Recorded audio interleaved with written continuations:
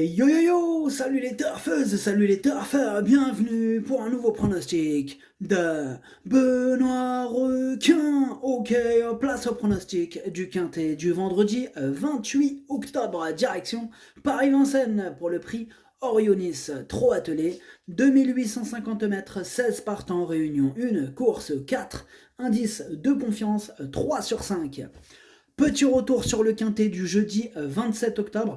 Dans mon pronostic, je vous ai donné ce jeudi le couplet placé et le tiercé. Ça fait plaisir. Et à noter que le 14 et le 15 arrivés 4e et 5e, eh bien c'était mes chevaux de complément.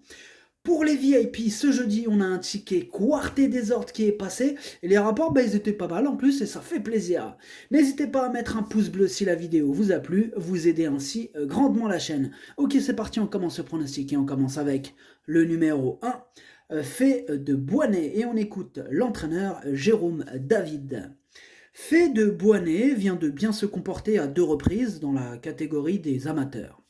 Elle court ce qu'elle a, car elle va certainement être saillie l'année prochaine. C'est un test à ce niveau. Cet engagement n'est réservé qu'aux femelles et sans européens. Avec un très bon parcours, elle peut être 4e ou 5e. Ouais, effectivement, il lui faudrait vraiment un excellent de chez excellent parcours pour qu'elle puisse faire l'arrivée. C'est la moins riche de la course. Elle semble vraiment barrée dans cette épreuve. Moi, ce numéro 1, je ne l'ai pas retenu. Las Madrchoch. On passe au numéro 2, Faustine Naï. Et on écoute Christophe Henry. Faustine Naï a bien couru en dernier lieu, où elle s'est heurtée à un mur dans la phase finale. Elle aime bien se faire ramener et a un bon finish. Je pense qu'elle serait mieux sur la petite piste, mais lors de sa dernière sortie sur la grande, elle aurait été 4e ou 5e avec un meilleur parcours. Elle a sa place dans le quintet, mais plus en fin de combinaison. Eh bien, moi ce numéro 2, sachez que c'est lui le 8e de mon pronostic. Ad numéro jauge, Welchamendiele. On passe au numéro 3, Fedora du Châtelet. Et on écoute l'entraîneur Franck Harel. Fedora du Châtelet vient de renouer avec le succès après avoir enregistré 4 premiers accessites depuis le début de l'année. Dans la foulée, elle découvre un engagement favorable au premier échelon, même s'il y a de l'opposition au second poteau. Elle sera cette fois déférée des 4 pieds, elle possède suffisamment d'atouts dans son jeu pour accrocher une place. Eh bien, ce numéro 3, je l'ai gardé en 5e position. Numéro 3, Dercho Hamas. On passe au numéro 4, Folie Blonde, et on écoute François-Pierre Bossuet. Folie Blonde n'était pas au mieux après sa dernière sortie cet été à Cabourg. Elle avait plu à Eric Raffin ce jour-là. J'ai attendu de la voir bien pour la recourir. Elle est en belle forme le matin. Je ne l'ai pas eu aussi bien durant l'année 2022 qui a été perturbée la concernant. Elle découvre un bel engagement en tête avec les seuls juments. On va patienter et la faire finir. Eh bien, ce numéro 4, moi je ne l'ai pas retenu dans mon pronostic. Ad numéro 4, Madrachoch. On passe au numéro 5, Eva Madric, et on écoute Philippe Dojard. Eva Madric est très difficile, mais a des capacités. En dernier lieu, il y a eu un faux départ à l'autostart. Comme elle est relativement nerveuse, cela l'a perturbée. Lors de sa sortie précédente, elle avait réalisé une performance correcte, sans avoir pu vraiment s'exprimer. Elle n'a pas de marge, mais dans un bon jour, elle est capable de bien faire. Ce numéro 5, c'est mon véritable casseur de tickets repérés. C'est mon cheval de complément aussi en cas de non partant. Numéro 5, il faut savoir que c'est un spécialiste du cassage de tickets. Voilà, il finira toujours par recasser du ticket, c'est comme ça. Il n'est pas régulier, mais il peut casser à tout moment du ticket, je le répète et je le répète. Attention à ce numéro 5. Je ne l'ai pas gardé, c'est mon cheval de complément. Numéro 5, درتشوف البلاصة ديال les non partants والأول فيهم عندكو. On passe au numéro 6, Fait Froléen. Ou Fait Frolien. Fait Frolin. Allez, peu comme on veut. Hein. On écoute Richard Joly. Fait Frolin avait bien travaillé au premier semestre. Aussi, je lui ai accordé un break en fin d'été. Dimanche, sa rentrée à Laon était très bonne. Elle n'a pas eu une course dure, faisant essentiellement la ligne droite. Elle semble avoir bien récupéré de ses efforts. Elle est fiable pour les parieurs et fait bien la grande piste. Elle peut se glisser à l'arrivée. C'est vrai qu'ils ont des noms, ces chevaux, des fois, là, fait frôler, hein. Fait frôlin. Oh là là, c'est fou quand même. Enfin bref, moi ce numéro 6, je l'ai gardé, mais en bout de combinaison. Numéro 6 درتو لأني درتو في البحر. On passe au numéro 7 Docia et on écoute Nicolas Julien. Docia était mal engagé en dernier lieu, cela lui a permis de préparer cet engagement. Je la préfère sur les courtes distances, mais elle a déjà réussi sur les longues.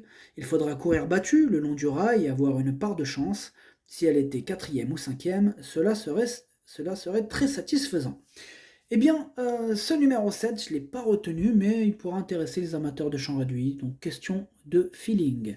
Numéro 7, ما درتوش لأني اللي بغا يديروه في chant réduit.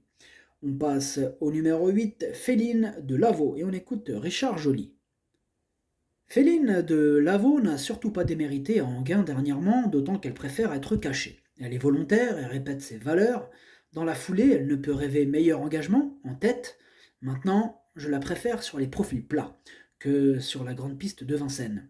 Avec une course limpide, elle doit terminer à l'arrivée. Physiquement, elle est restée très bien.